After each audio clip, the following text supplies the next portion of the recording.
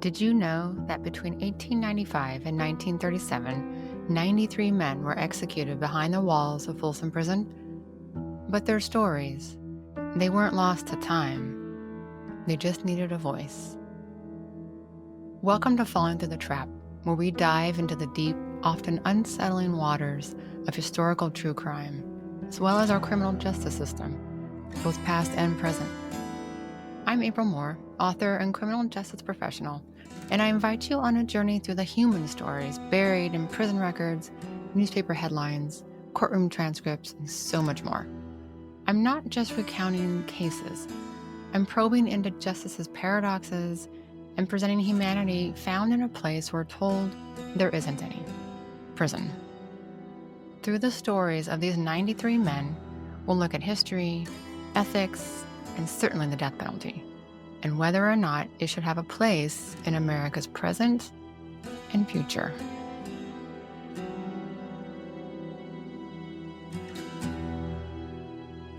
Welcome back.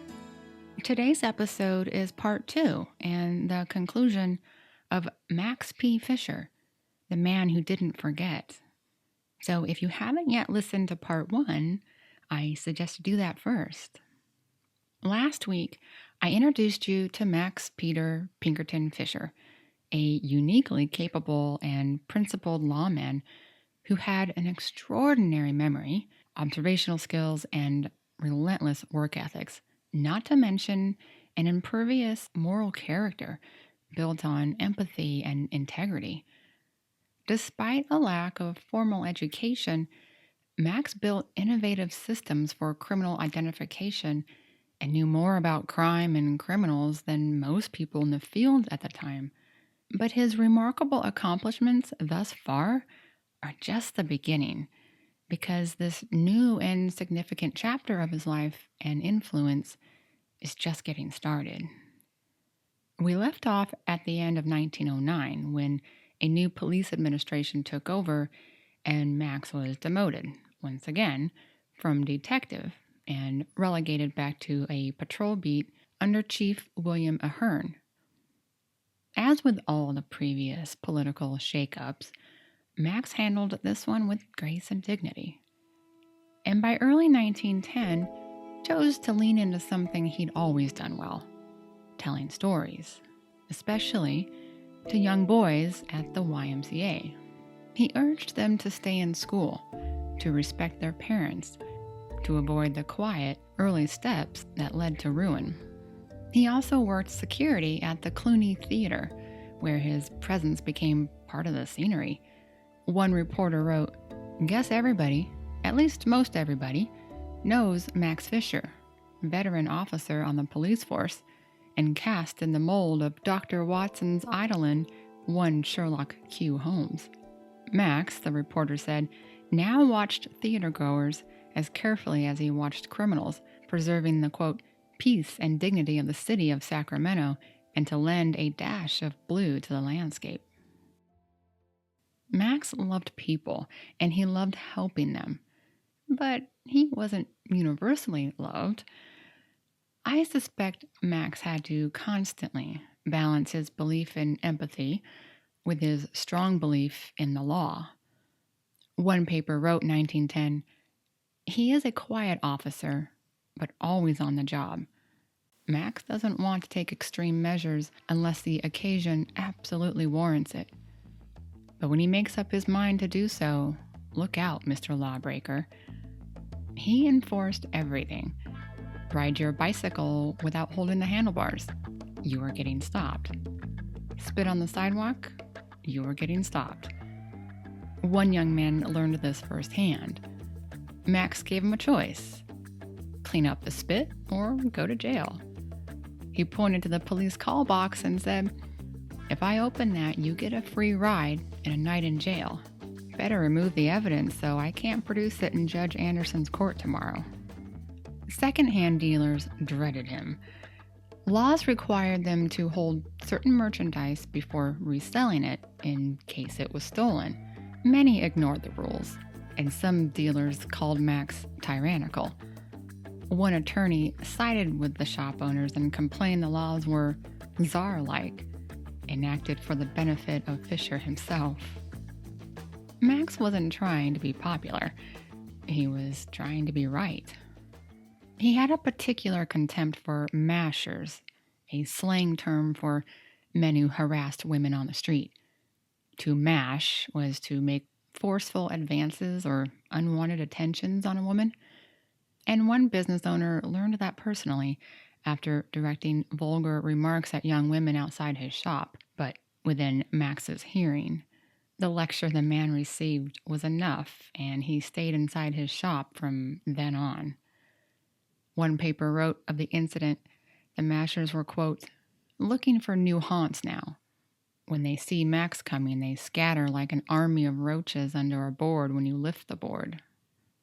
Max established an invisible boundary along his patrol beat on K Street. Cross it, and you dealt with Max. The paper credited him with keeping the district, quote, clean as the White House parlor on reception day. His strict habits became known as Max Fisherisms. He visited schools during Safety Week to talk to children and their parents and teachers about pedestrian safety and, quote, the common courtesy laws aimed at drivers. These, he strongly emphasized to the adults. His greatest adversary remained the automobile, it seemed. Max must dream about limousines, said one reporter. 2 cylinders, runabouts, roadsters, and touring cars. In one memorable episode, he tried to move an illegally parked car by recruiting nearby boys to help him lift it. They tried. It didn't budge. Still, Max kept adapting. By August 1910, described as the terror of local auto speeders, Max carried a 12-inch flag that had, in bold red letters, the word stop. According to the Sacramento Star, Fisher had refined speed enforcement, quote, to a science. The paper joked that he'd even arranged for his comfort, sitting in a rocking chair behind a tree, stopwatch in hand, calmly clocking the violators as they sped past. The sleuths of other cities, the reporter wrote, could well afford to take a few lessons on combining duty and pleasure from Fisher. But Max's most meaningful work that year wasn't chasing drivers. It was chasing futures. In January 1911, people began noticing something unusual. A small group of boys following him everywhere. Max's modesty was keeping his light under a bushel, one paper wrote. He had quietly created the Sacramento Volunteer Boy Patrol. It wasn't just about teaching them how to be a good officer, but how to be a good human being. Max recruited physicians to teach first aid, a National Guard captain to teach discipline, an electrician to teach safety, a boat captain to teach water rescue. Judge W.A. Anderson gave talks on great figures in history, and a woman was enlisted to provide what the paper called motherly supervision. All Max gets out of it, the reporter wrote, is the satisfaction of feeling that he's doing something in his humble way to help his boy friends grow up into staunch and useful American citizens. Max himself said, "It matters little whether my pupils can become policemen or not when the time arrives. The teaching they now receive will stand him in good stead in any line of business, and I am confident my scholars will do good with it among their fellow men. So it's a gain to society, one way or another." He paid for everything himself. Uniforms, badges, whistles, stationery. 20 boys became his first class. Soon, letters arrived from as far away as Scotland Yard asking about his program. He called the Boy Patrol his life's work. He wasn't wrong, but it wasn't the only one. Around the same time, Chief Ahern and several senior officers, including Max, founded the Widows and Orphans Aid Association, supporting families of fallen officers. The program still exists today. Max threw himself into it, organizing benefit baseball games, planning the extra activities around the game, and writing the event program, a booklet. In it, he provided readers with educational material. He said, "It not only will be a souvenir, but will contain things worth knowing." In one program, he explained how pickpockets worked and how citizens could protect themselves. He wrote about police hiring. Civil service reforms had reduced political influence, but Max believed they didn't address the vital importance of character. Skill could be taught. Integrity, though, that needed to come with the candidates. So he was always teaching, always preparing. The organization meant a lot to him. He believed deeply in taking care of his own and served 13 years as the organization's secretary. So if that weren't enough, he began working on something else, something bigger. California's Bureau of Criminal Identification had existed briefly from 1905 to 1909. Efforts were underway to bring it back, and Max was at the center of these efforts. Who better? But first, in April 1911, he became superintendent of the City of Sacramento's Criminal Identification Bureau. To prepare, he traveled to Berkeley to study the Bertillon system, the systematic measurement method of identifying criminals, under Berkeley's police chief, August Vollmer, the man who would become known as the father of modern policing. Vollmer pioneered police training, forensic science, motorized patrols, and countless innovations. He even created the first criminal justice program as an academic field. He was the first to use the lie detector, which will play a role in an upcoming episode. Max learned everything he could because he understood something others didn't fully grasp. The future of policing wasn't force, it was identification. And Max Fisher was about to help build it. In just a few short weeks, Max learned more than just the Bertillon system.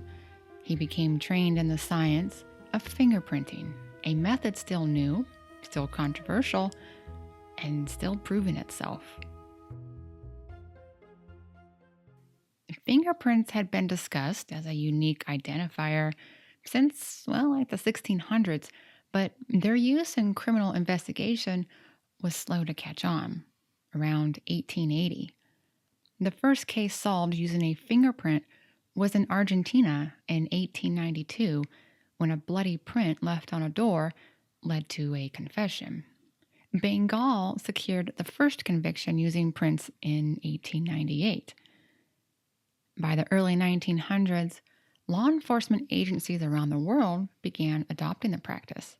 Leavenworth Penitentiary started keeping fingerprint records in 1896 and did until 1924, when the newly formed Federal Bureau of Investigation took over those records.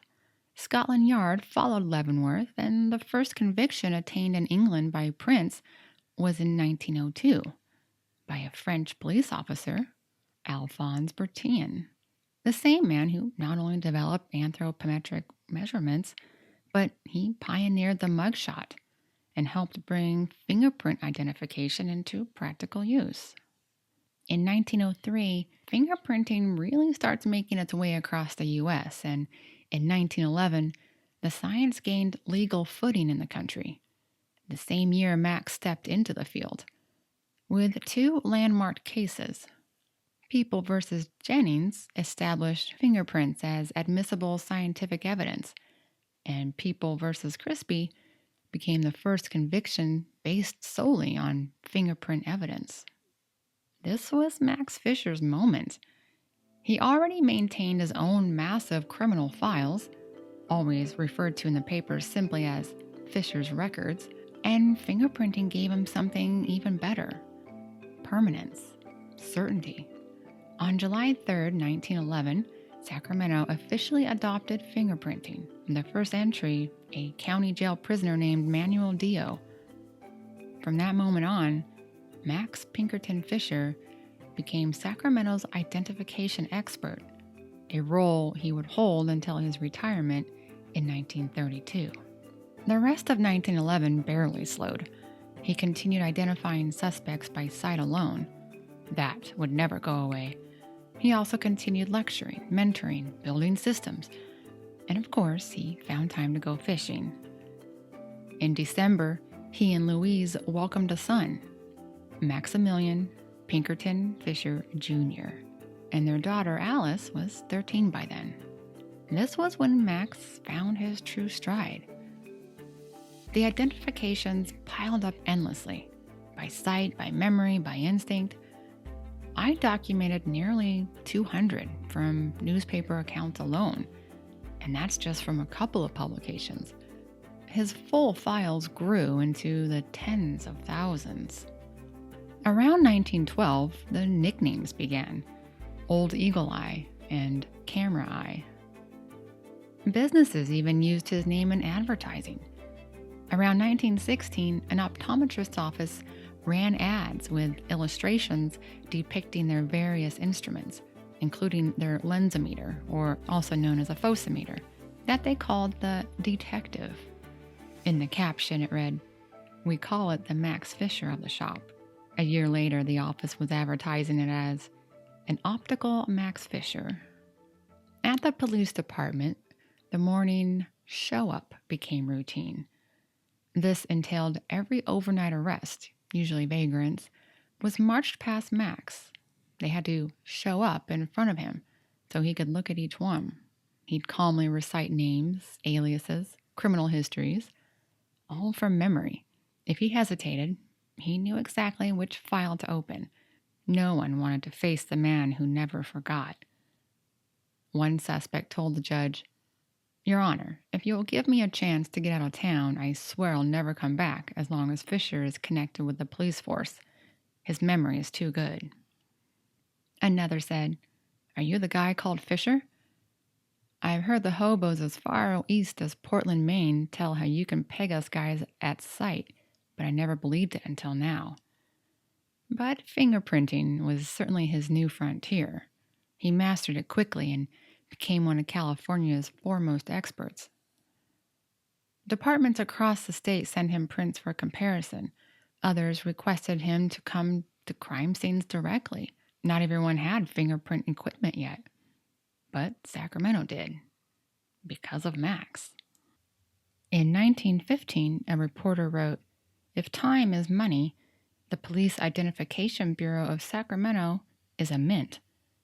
What the cash register is to the businessman, the Bertillon system is to the criminologist. Haphazard methods of recognition and half-hearted attempts at conviction belong to the days of Jesse James." At that point, Max's bureau contained 95,000 photographs, with hundreds more added each month, meticulously organized. He understood criminals stayed consistent. He also understood their tricks. Some tried to roughen their fingers before printing. Then they got smart and started to wear gloves while carrying out their crimes. But Max looked beyond fingerprints. Hands told stories. One reporter remarked, after a lesson from Max, "The ball player's little finger invariably is crooked. The dishwasher's hands are affected peculiarly by lie. The man who handles grain sacks is marked. The tinker, the hop picker, the stevedore." Every trade left its signature. Every life left its trace. And Max Fisher knew how to read them all. By 1917, the world was at war, and fingerprinting, still a relatively young science, suddenly became a national priority. That year, the U.S. government ordered that all enlisted men be fingerprinted. The reasons were practical and grim: to identify bodies, prevent fraudulent pension claims, and track deserters. According to the press, the Sacramento Police Department was the first public body to offer their services to the state after that order was issued. Which meant, of course, Max was again at the center of it. But the war brought something else, too: fear. Driven by paranoia over espionage and sabotage, President Woodrow Wilson ordered all non-citizen German males over age 14 to register as alien enemies. Fingerprinting was mandatory. Registration cards with photographs they had to pay for themselves were mandatory. Travel restrictions, employment restrictions, internment camps. Eventually, German-born women were included. Nearly 500,000 people were swept up into the dragnet. And in Sacramento, the man in charge of registering the 1,500 or so Germans in the area was a German immigrant himself. He was given the temporary title, Alien Enemy Probation Officer. One newspaper reported, Fisher has decorated the hall leading to his office with large American flags and has hung Old Glory over the place where they register. We'll have them spend a few minutes of their life under the stars and stripes, whether they want to or not, said Fisher. It's a line that can read a lot of ways. Patriotism, performance, maybe even protection, because the process itself was brutal. Each registration took nearly 2 hours. Many registrants spoke little or no English, and Max had requested 100 volunteers to help. But even then, it was exhaustive work and emotionally devastating. Men who had lived in America for decades, some who had served in its military, now stood in line to be fingerprinted like criminals and forced to sign affidavits declaring themselves alien enemies. Their loyalty erased overnight. In many cities, failure to register meant jail or internment. But Max had discretion, and he used it. Instead of prison, he often placed violators on probation, with conditions. Join the Red Cross, buy a $100 Liberty Bond, and work producing food for the war effort. They also had to report to him every 2 weeks. It wasn't freedom, but it wasn't a cage. And when employers fired workers simply for being German, Max was openly angry. One young man showed him his termination letter. And this is a deplorable condition, Max said. This young man has a remarkably clean record and has worked very hard. His case is only one of many. I would have liked to have known what he truly thought of it all. Just knowing what we do about his character, it had to have rubbed him wrong in some ways. A few years later, Max did say something very telling, that based on his experience, immigrants often had more respect for the law than native-born Americans. Even today, research bears that out. Immigrants in the U.S. tend to commit crimes at lower rates than the native-born population. And moreover, higher immigration levels generally don't correspond with higher crime rates. Also, in 1917, Max was finally given the space his work demanded. He took over the entire 4th floor of the brand new Hall of Justice at 813 6th Street, where it still stands today. It was more than an office. It was the physical headquarters of his life's obsession, identity. An obsession indeed. A reporter joked, only half-jokingly, that Fisher would, quote, want a law compelling restaurant bandits to leave their thumbprint on the butter or something. I came across a lot of humorous cartoons in the paper featuring Max and his Max Fisherisms, so I'll include those on the show page. He also had help. That same year, Alice, his now 19-year-old daughter, joined him. She is believed to have been the first woman in the United States employed as a criminal identification expert. In truth, she'd been training for years. Max began teaching her when she was 12. Over the 7 or 8 years she spent at the Bureau, she earned her own reputation, repeatedly credited with accurate identifications by sight and by print. When Max was away, Alice ran the Bureau. She married in 1924 and soon after, it seems, left that work, later becoming a writer on California history and criminal justice. As far as I know, she didn't have any children, and she lived to be 94. The Bureau itself had become indispensable. Departments across California relied on it. That was exactly why Max had spent years lobbying for something even bigger, a statewide clearinghouse, to restore the short-lived one that closed up in 1909. He didn't just support the idea. He drafted the legislation. Bill number 143 passed in 1917. It created the California Bureau of Criminal Identification. It's hard to overstate what that meant. Colleagues said plainly, without Max Fisher, it wouldn't have happened. The Bureau opened in 1918 and became the foundation of what is now the California Bureau of Investigation. It was one of his greatest achievements, though he rarely said so. He wasn't finished. In May 1919, Max helped organize the Association of Policemen in California, created to protect officers from what he called spite legislation. Police officers are the butt of much legislation that goes through purely for personal reasons, he said. Men who'd once been arrested, or had relatives arrested, often sought revenge through politics. In early September, he spoke at an association meeting about wanting the public to truly understand the, quote, hard life of the average officer and how their good deeds often go unnoticed due to political influence. A few days later came the Boston police strike. It ended in violence and death. Max and his colleagues opposed police strikes entirely. He believed officers could not abandon their post without betraying their oath. He said, "Our first duty as policemen, as I see it, is the protection of life and property. Otherwise, we would not be needed."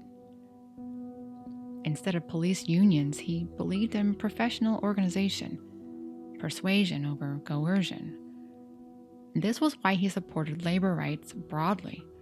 Union advocacy, he noted, had secured police shorter hours, better conditions, and legal protections.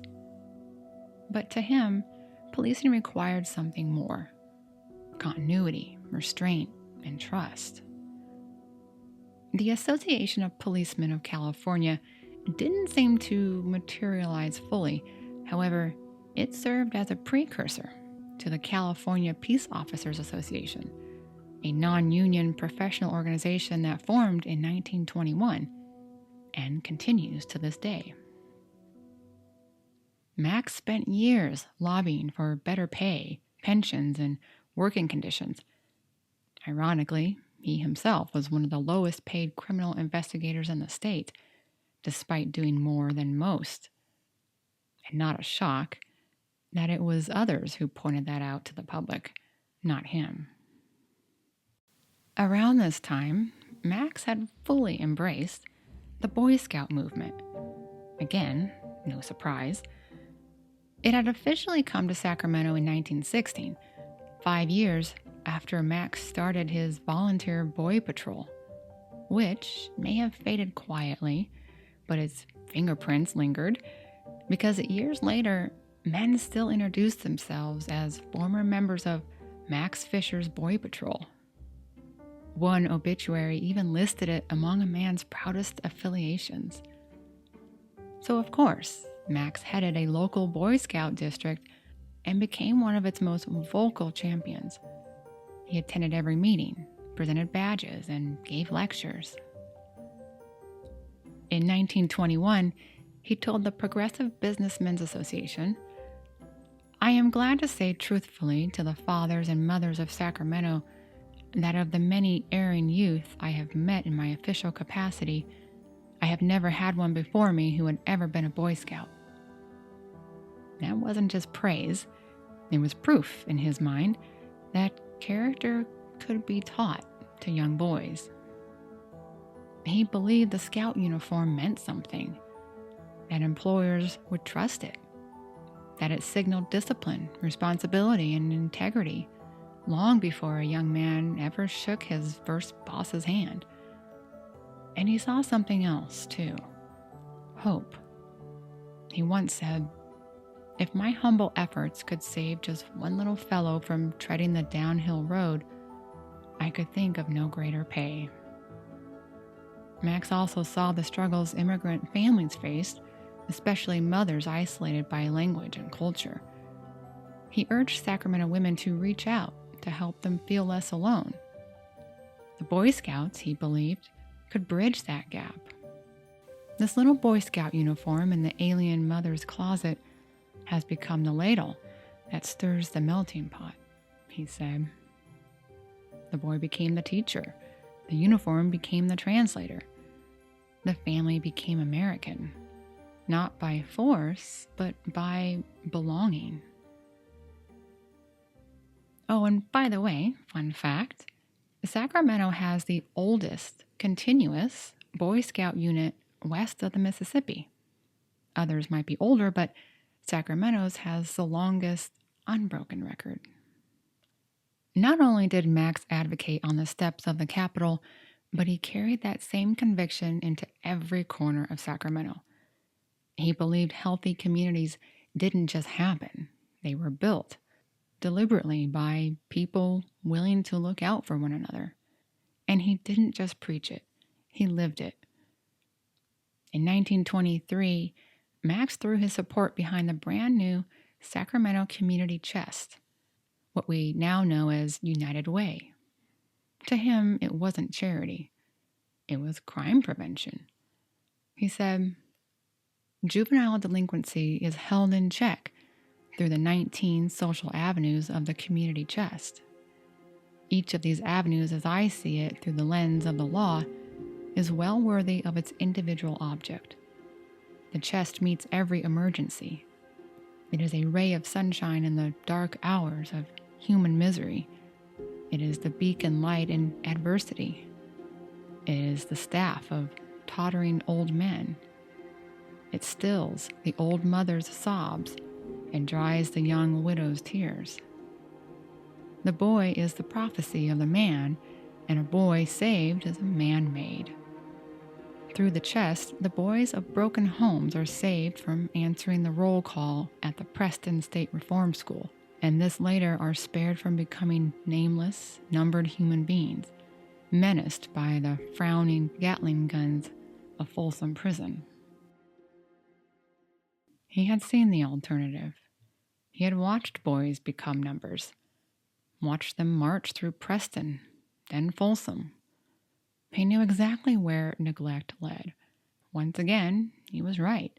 Research for decades has proven that communities that support social programming have some of the lowest crime rates. They are crucial for a healthy community. And here's where Max was also far ahead of his time. He spoke openly against harshly criminalizing drug users, arguing they needed help, not prison. He supported prison reform. He supported social programs. He believed environment shaped behavior as much as anything else.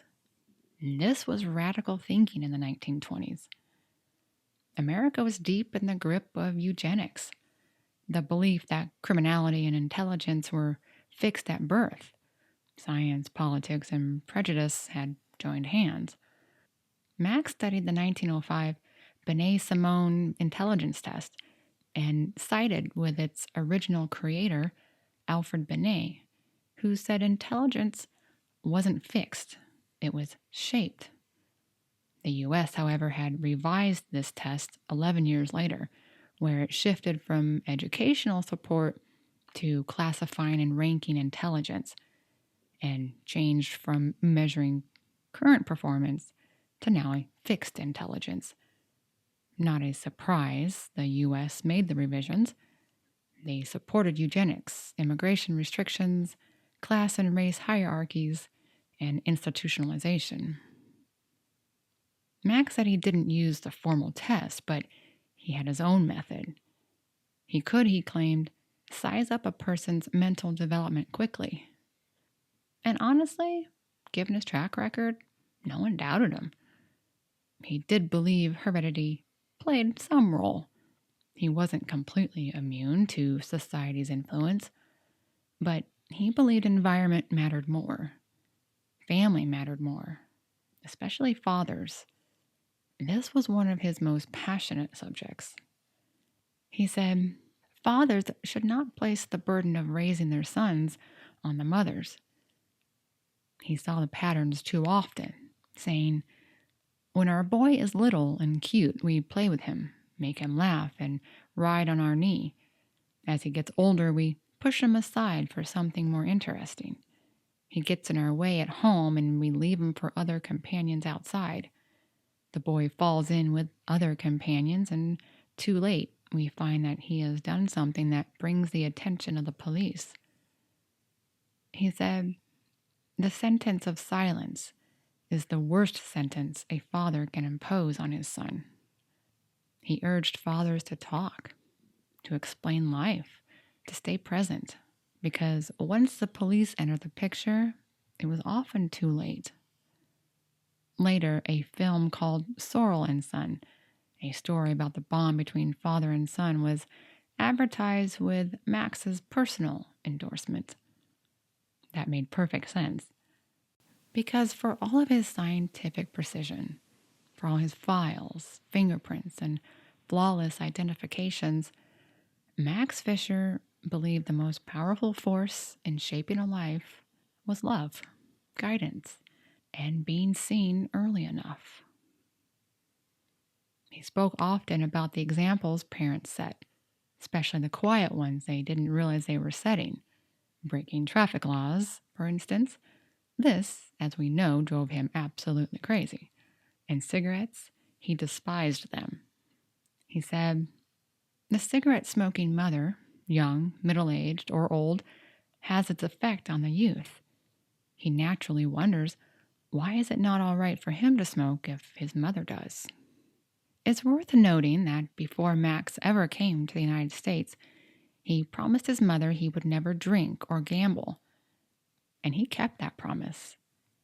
In 1940, he said, I wonder if there is another police officer who can say that in all his life, particularly in 41 years of service, that he never took a drink of whiskey. Given the profession and the era, that was less common than you might think. His belief in the family also helps explain why Max called divorce a modern evil. He was responding to the views of nationally known Denver judge Ben B. Lindsay, who argued that marriage was a social bond, not a permanent moral one, and that divorce should carry no stigma when their partnership ended. Max disagreed. He believed children fared better when families stayed intact. Of course, that assumed the home itself was intact in more than name. Max also urged teachers to see the connection between education and crime, not just academically, but physically and emotionally. He asked them to watch for disabilities, hearing problems, vision issues, deformities, even enlarged tonsils. Something as simple as being labeled a mouth breather could close doors before a child ever had a chance to knock. He had seen what happened next. Isolation, embarrassment, lost confidence, lost opportunity. Employers chose someone else, always someone else. All of these things embitter his life, he said, which together with idleness so enforced is not conducive to the best of citizenship. Eventually we get him. Then, as a number, he passes into oblivion. Max understood something that many didn't. Crime didn't begin with the act. It began with the slow erosion of belonging. He emphasized character constantly. To him, it was everything. Once saying, a bad reputation is like a crack in a glass. A cracked glass will be left on the shelf unused, and likewise, a man with a cracked reputation will be put to one side by employers. You could hear the sadness in that, because he knew how hard it was to fix a crack once it formed. Many of his lectures followed the same grim domino effect, the predictable math of crime. He laid it out bluntly to a reporter. No matter how much the criminal may get, a short period of riotous living, an arrest and trial, and then what he has not blown on his girlfriends and with bootleggers and dope peddlers goes to the lawyers. He described the ritual: the arrest, the mouthpiece, meaning the lawyer, the fees that consumed whatever remained of the stolen money, and then prison. 5 years gone, 10 years gone. When the man emerged, the state handed him $5, a suit, and a train ticket. That was it. Payment in full. Max did the math for them. He said if he had stayed away from crime and worked all those 5 years at $20 a week, he'd have earned at least $5,200. Instead, he left prison branded. Employers wouldn't hire him. Not for skilled work, not for unskilled work, not for anything. So he drifted. Max often called them human driftwood. Sometimes he lied about his past. Sometimes he was discovered. Sometimes he ran. Sometimes he gave up. And sometimes, Max said, he ended up in a riverbank shack, drinking canned heat. Which brings us to Sterno. During Prohibition, Sterno, the jellied alcohol used to warm food, became something else entirely. At 15 cents a can, it was cheap, accessible, and just alcoholic enough to numb reality. People strained it, drank it, and poisoned themselves slowly. They were called Sternos. All canned heat manufacturers had been ordered by the U.S. government to add compounds to make the contents taste bitter, to deter people from drinking it, but they still did. Max saw them in the river jungles along Sacramento's banks, human beings dissolving in plain sight. After Max spoke publicly about the problem in 1923, a horrified representative from the Sterno Company traveled from New York to Sacramento to see it himself. The reports shocked the company enough that they reformulated the product, turning it into a thicker gel that couldn't be separated and consumed. It didn't solve everything, but it saved some. That was Max's way. He couldn't fix the whole system, not from a lack of trying, but he could close one door to suffering, open one door to opportunity, or save one boy before he ever became a number. He considered that a victory. So let's just pause and take stock of this man for a second, because by this point, Max P. Fisher wasn't just doing the job. He was quietly rewriting what the job even was. In 1911, he became superintendent of Sacramento's Bureau of Criminal Identification, a bureau built, quite literally, on the backbone of his own personal records, his files, his system, his brain, fingerprints, measurements, photographs, and a property tracking system he invented himself to follow stolen goods from thief to fence to recovery. It was cutting edge. It was also, in true Max fashion, just another tool in a toolbox he barely needed, because he was still making identifications the old-fashioned way, by sight. That never stopped. In fact, I'd say it ramped up. By the early 20s, he said he had personally studied at least 150,000 wanted circulars. His abilities earned him fame across the country and internationally. He also earned a promotion in 1921 to captain. He was part of the city's identity. One paper wrote, "If you see a man with a stopwatch in one hand and a collection of fingerprints in the other, that's Max Fisher." That same year, Grant Williams, a retired NYPD captain, visited Sacramento and said, for years past in Sing Sing prison, the convicts would mention the name of Max Fisher of Sacramento whenever California was referred to. They spoke of Fisher as the man who don't forget. And quite naturally, I have always wanted to see the man for whom the striped gentry seemed to have such a wholesome respect. Max P. Fisher's name is also frequently mentioned in the Detective Bureau of New York. I have heard of him clear across the continent. Williams admitted that after nearly 30 years in detective work, Fisher taught him things he had never known. He said, "I had come to Sacramento, however, to discover the mastermind who in 1 hour's time taught me things I never realized before in the identification of the human face, or rather wherein one face differs from another. New York City, with its 6 million people, cannot boast of a bureau equal to the one which I visited at your police headquarters today." That's New York City saying Sacramento had the better system because of Max Fisher. Oh, and that was just his day job. He managed voter registration fraud investigations, drafted legislation, lobbied at the Capitol, served as secretary of the Widows and Orphans Organization, organized charity baseball games, mentored boys, built youth programs, lectured constantly.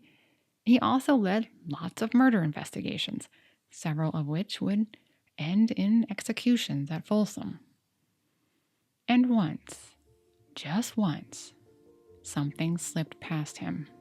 A rare mistake, a human moment, but a big one. The only documented instance I could find where Max Fisher didn't see everything. It wasn't entirely his fault, but if you know anything about Max by now, you know that probably didn't matter to him. It likely haunted him for the rest of his life. And this was one of the Folsom cases, so you'll hear about it in an upcoming episode. Naturally, teaching especially had become one of his great callings. He spoke at length about all kinds of crime topics, like the science and art behind an alibi defense, the various typical criminal behaviors, trends in criminal activity, tactical defense skills, you name it. He loved explaining the language of crime. A safe, for example, wasn't just a safe. It was a cheese box because, well, commercial cheese came in square, reinforced wooden crates back then and looked industrial and had hinges. Thieves liked a humorous metaphor, so calling a heavy iron safe a cheese box downplayed the seriousness, implying it was meant to be opened. Another name for the safe was a Pete, P-E-T-E, and a person who robbed a safe was a Pete worker. And the term safe blowing didn't refer to the actual blasting of the safe, but rather the process of the yeggman, the safecracker himself, blowing black powder into the cheese box through a tube that had been inserted into a drilled hole in the door. Even criminals, Max knew, had their poetry. By August of 1925, his good friend and colleague, Theodore Koenig, had become chief of police, a historic hire because he was the first police chief in the Sacramento PD to ever be selected from rank. He had been a member of the police force for about 25 years. Before, politics had run the department, which now had about 110 employees and served a city of 102,000. Together with Koenig and another officer, Fisher helped create Sacramento's first police school, a formal training academy. You can imagine his delight. He wrote much of the curriculum himself. Observation, evidence, ethics, discipline. He taught officers how to walk into a room and see it, not glance at it, to mentally measure distances, to note doors, windows, furniture, shadows, to draw the scene later from memory and include it in the report. Visual identification is not difficult, he told his students. It is merely a system, just like everything else. Not magic, not mystery, system. Chief Koenig loved Fisher's ideas and, quote, presented every member of the department with a notebook and instructed them to always have it with them, together with a properly sharpened pencil. Above all, Max taught them the golden rule, because skill meant nothing without character. He taught them to use only the force necessary, help people, even off duty, be fair, be honest, be better than the worst thing you're trying to stop. In other words, be the kind of man Max Fisher was. Max was always inventing systems. That was his instinct, to solve problems not with force, but with design, with structure, with psychology. So in March of 1927, he and Chief Caning unveiled what the papers breathlessly called the peekaboo, a quote, 100% original invention, and one of its kind in existence in any police station in the United States. That was probably a little hometown exaggeration. Sacramento papers were nothing if not loyal, but the device itself was clever. It was essentially an early two-way viewing screen, a 7-foot folding canvas wall on a wooden frame, with a dark curtain at the back and 6 narrow slits at different heights in the front. Each slit was covered with fine copper and cloth mesh, clear if your eye was pressed close, invisible if you stood even 10 feet away.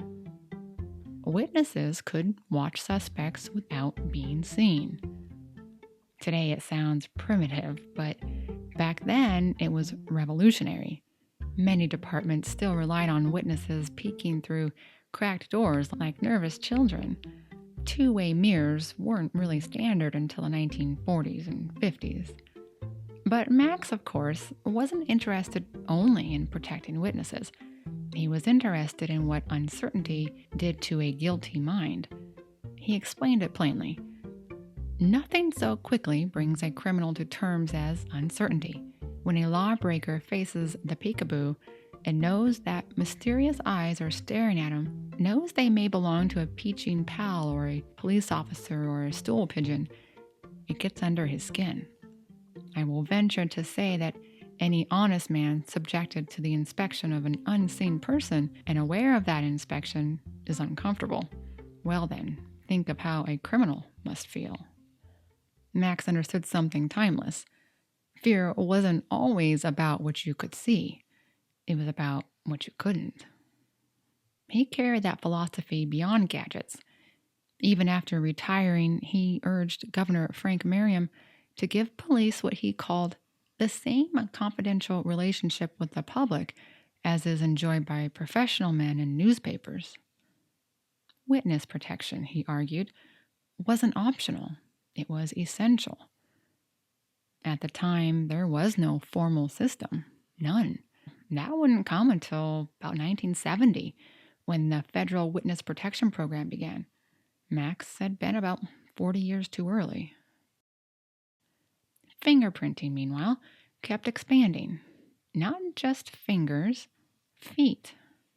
Because in 1927, a case out of Cleveland horrified the nation. A woman named Mary Smith gave birth in a hospital. She was told she had a boy. Her husband was told they had a boy. They named him George. 9 days later, she was still in the hospital when she discovered she had been nursing a girl. She evidently never made a thorough examination of her baby until then. Nurses even bathed the baby, and apparently none of them noticed the obvious difference. Complicating matters was the fact that 2 other women with the same last name had given birth around the same time. Mary's records had also appeared altered, names erased, the sex changed. It was a bizarre situation, and she refused to leave the hospital until they produced baby George. In 1927, there was no way to determine parentage. This was not definitive until the 1980s with DNA. But there was blood typing, and it was a very widespread science in the 1920s. It was just limited in what it could show. What it could do was at least exclude the father, depending on the blood types. This could have at least been a starting point. Again, it was routine stuff in hospitals then, especially in a city like Cleveland. So I was surprised when the hospital told them there was absolutely no test to be done to determine anything. So experts were called in to compare ears, fingers, skin tone. An art museum anthropologist was called in. A judge ultimately ruled based on which baby looked most like the parents. Imagine that, choosing your child based on resemblance. Max read the story and told a reporter, "There will come a day when the United States government will insist on universal fingerprinting. Then such abominable outrages as that Smith case in Cleveland can't possibly occur. That so-called baby puzzle is not only tragic but entirely unnecessary. Had the child's fingerprints or footprints been taken immediately after birth, there would not have been the slightest possible doubt as to its identity. It's such a simple matter. Footprint every baby at birth." He knew because he had done it himself.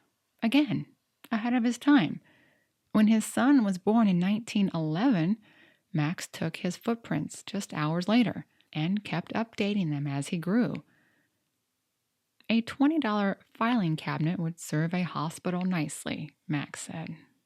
At the time, a few hospitals did footprints, but most used nothing more than name tags and tape. Once again, Max was thinking decades ahead, because to him, identity wasn't abstract. It was physical, permanent, provable, no disappearing. About a week later, thanks in no small part to Max's persistence, Sutter Hospital in California installed a footprinting system for every newborn. One copy stayed with the hospital, the other was given to the mother as a keepsake. Part medical record, part family heirloom. Even in the late 1920s, fingerprinting was still oddly underused. Max believed he knew why. People associated it with criminals and considered it a disgrace. He called that thinking foolish. Accidents happen, he said. People lose their memory. Bodies are damaged beyond recognition. But even a single print could restore a name. Estates tied up in court for years because identity couldn't be proved. Property passed to the wrong heirs. The wrong person was buried. Everybody, from tiny babies to old men, should be fingerprinted, he said.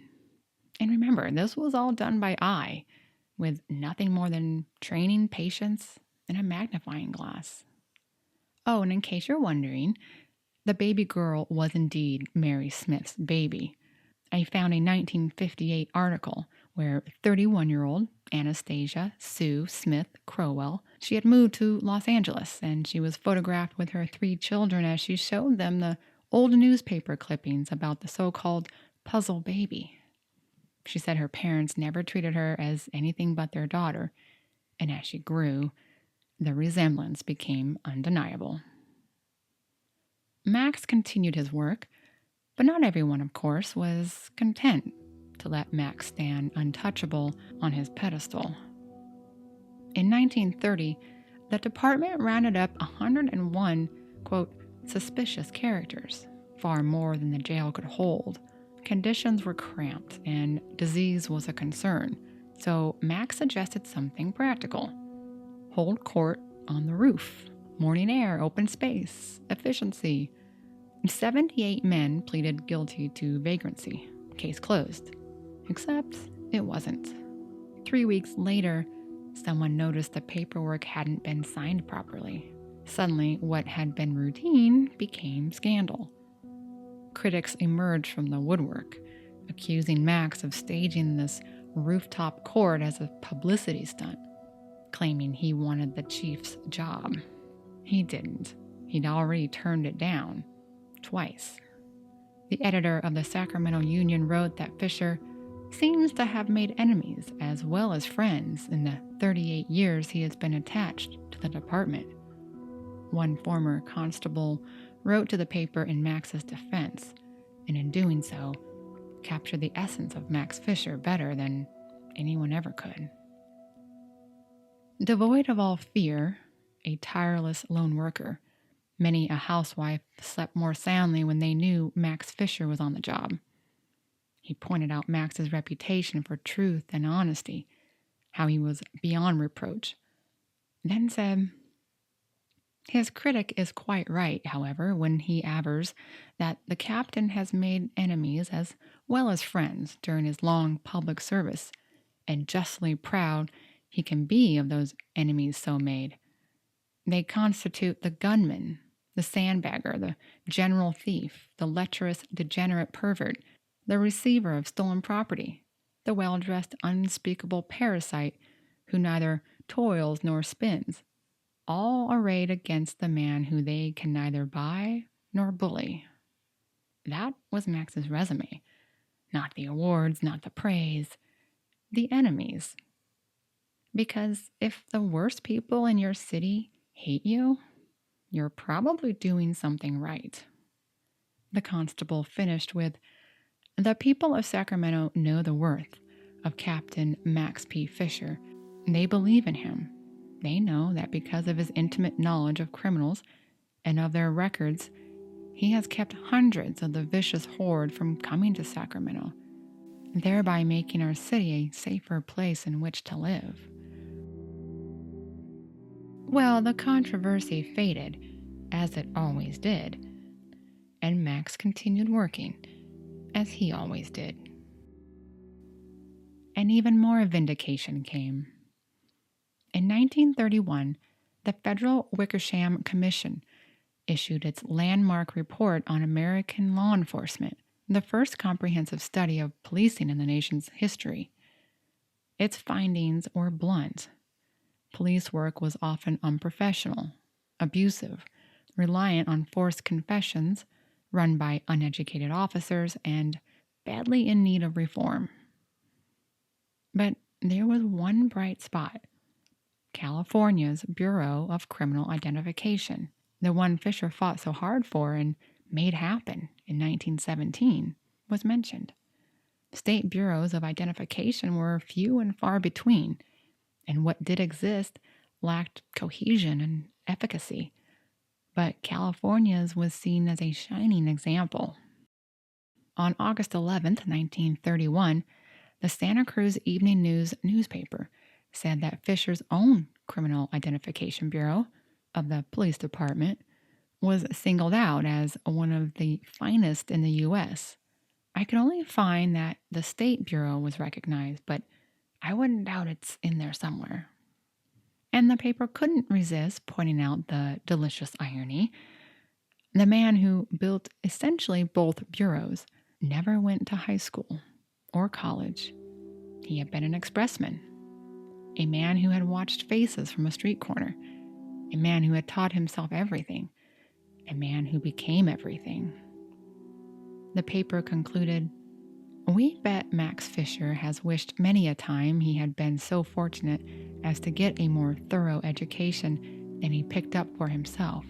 But even so, it is something to have your life work singled out for honorable mention by the Wickersham National Commission, isn't it? Indeed, I would say so. That year, Max Camera Eye Fisher was the oldest identification officer in the United States, nearly 40 years on the force, more than anyone else. Retirement loomed as the one thing he couldn't out-invent or outwit. There wasn't a system he could devise to override the city's mandated retirement age of 70 for all city workers. Max probably would have stayed until his last breath if they'd let him. Always looking ahead, though, he helped form the Capitol Rod and Gun Club, blending his love of policing with his love of fishing.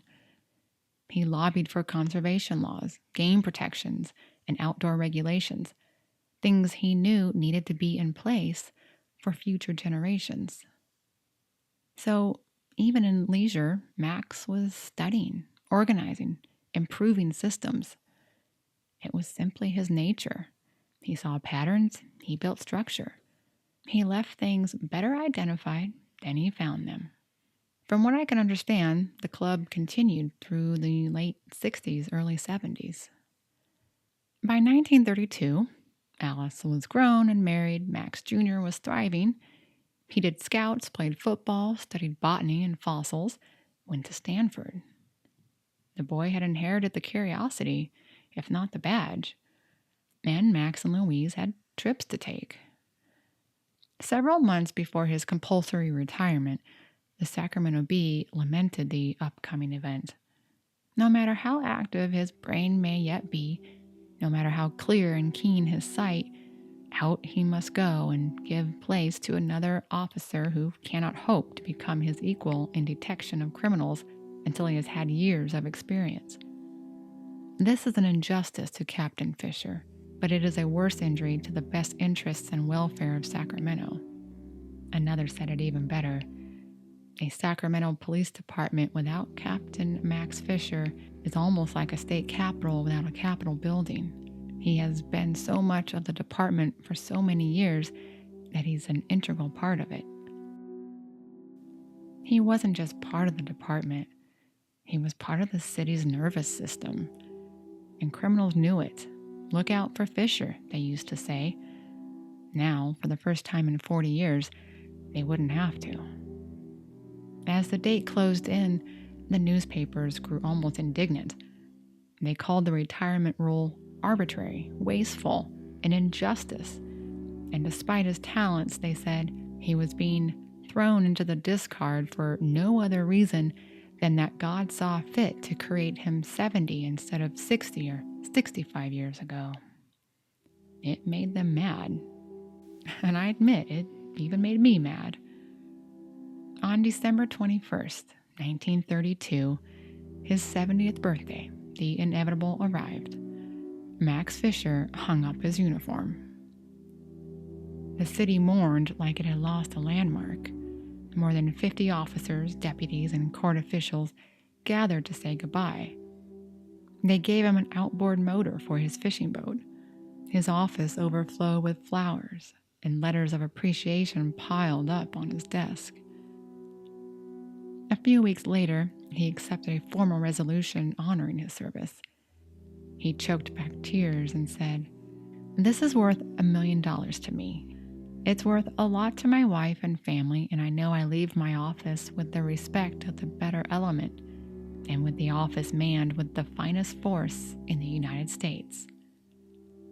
Not the pension, not the title, the respect. And that was Max. Even at the end, he wasn't thinking about what he'd done. He was thinking about what came next.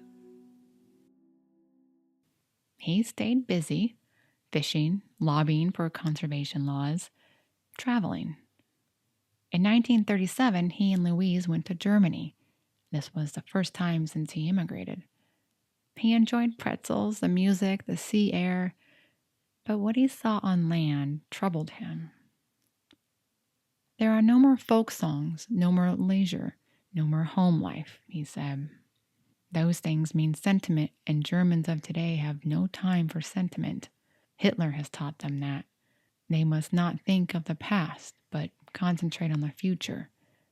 Everyone must have a goal and push, push, push to reach it. Seeing children marching in military formation made him sad. America, he said, was different. The following year, Max's wife Louise passed away after a 6-month illness. She was just 62. And in 1940, 8 years after his retirement, a reporter visited Fisher at his home on I Street, where he and his family had lived since 1900, and wrote, "He works around the garden, spends hours at his workbench in the basement, where he conditions fishing equipment now seldom used. He has poles in perfect condition that he bought 20, 30, and 40 years ago. A canvas hat that he wore 36 years hangs, also in perfect condition, with his other fishing equipment. Not a fish hook is out of place in the workroom, and there's not a speck of dirt around. Fisher is a fine housekeeper. The reporter also noted that in the basement was the stone to mark Max's grave. He wanted it to match the ones of his wife's and mother's. But, wrote the reporter, even though he's prepared, he isn't worrying about the eventuality that comes to everyone. Instead, he's living each day as it comes. Every morning he walks 14 blocks, a round trip to the butcher shop. He had to listen to the news on the radio instead of reading the papers because his eyesight, the eyes that had made him so legend, began to fail. Max said, "I'm the loneliest man in the world at times, and then I remember all the good things I've had. I can't complain because I can't see well. I've had the use of these eyes for 78 years. I can't find fault because I have arthritis or suffer from the results of a broken hip. After all, I was in good health many years." It was in this interview where Max shared his experience of being kicked by a Prussian officer when he was a child in his Bavarian province. At the head of his bed, wrote the reporter, hangs a picture of Abraham Lincoln, and Fisher says he pauses now and then, is teaching his grandson to do the same, to ponder Lincoln's words on freedom. And he says, "I've never been kicked in this country." On August 24th, 1943, Max Peter Pinkerton Fisher died at 80 years old. His second grandson was born just a few months later. His obituary called him one of the ablest and shrewdest detectives in the nation. But that only told part of it. He didn't just catch criminals. He built systems. He built institutions. He built people. His fingerprints were everywhere, even when his own were long gone. So, who did fill Max's shoes at the Bureau?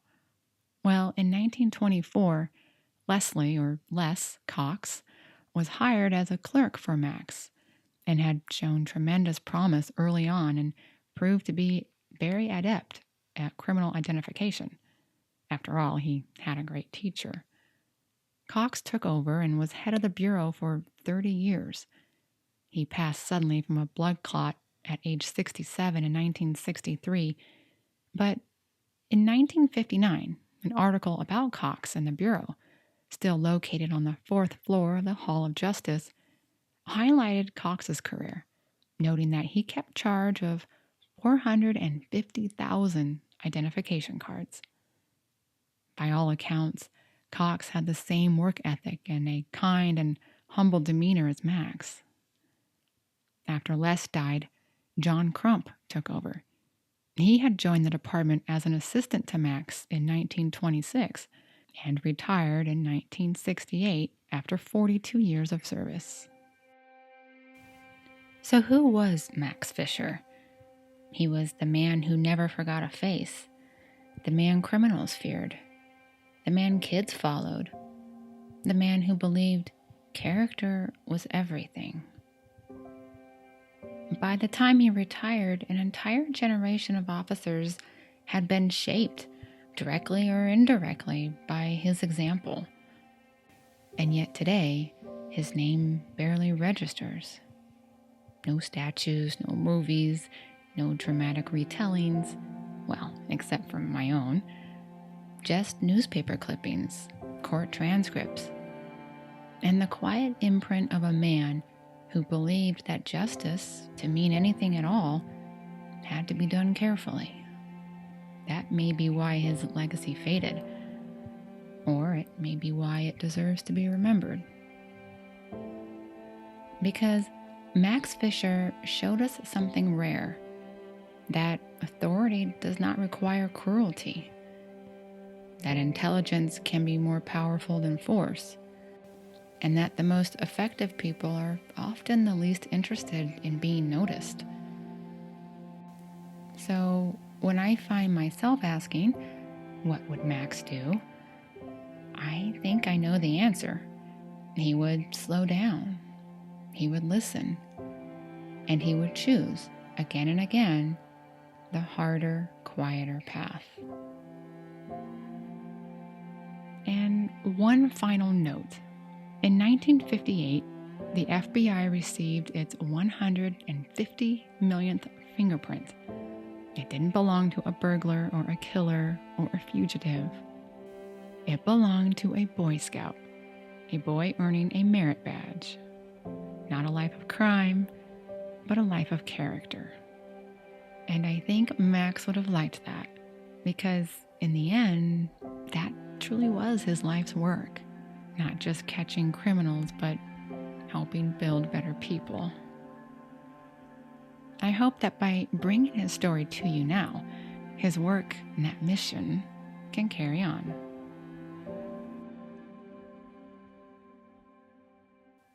Thank you so much for listening.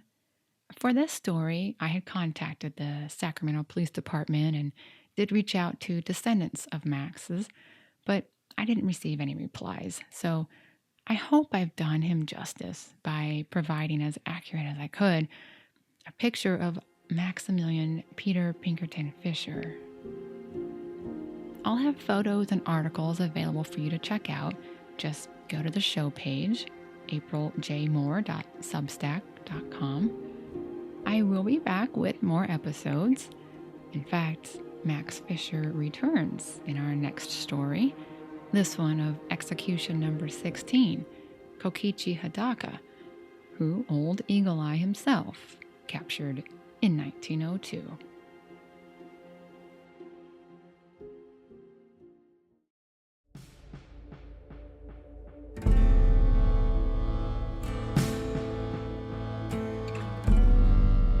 Falling Through the Trap is written and produced by me, April Moore. You can subscribe wherever you get your podcasts and follow the show on Instagram at Falling Through the Trap. I'll post photos and other documents on the show page, apriljmoore.substack.com, where you'll also find links to YouTube and to Patreon, where I provide bonus material, including bonus episodes. I'll release 1 to 2 new episodes each month, always on Fridays, where you'll learn the story of the next man to fall through the trap at Folsom Prison.